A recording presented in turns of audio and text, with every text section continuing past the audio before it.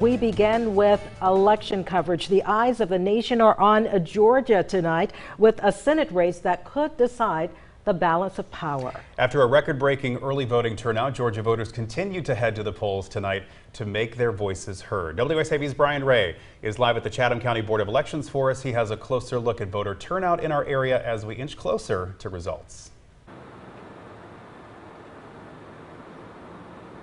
Hey, Ben and Tina, good evening. The Secretary of State's office says more than 2 million people voted early. That's about a third of active registered voters in this state. Poll workers I spoke to today tell me this morning was actually the busiest time for voters before slowing down a bit for the rest of the day. But voters we talked to say there's a lot riding on the midterm elections and a lot of passion and emotion on both sides of the aisle. Political science experts say the high early turnout is very unusual for the midterms when there's no precedent on the ballot. And with a growing number of independent voters in the state, experts say it's difficult to predict how early voting will affect each party. The future of the Senate depends in part on what happens in Georgia today. Getting that national attention is wonderful.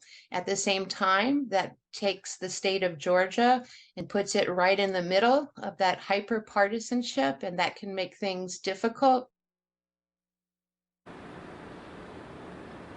Dr. Wessel explained in some of those tight races, we may not have the results tonight if they come down to just a small margin of points between candidates, but she says that's no reason to panic and suggests that means those counting the votes are being careful and thorough. Live in Savannah, Brian Ray, WSAV News 3 on your side.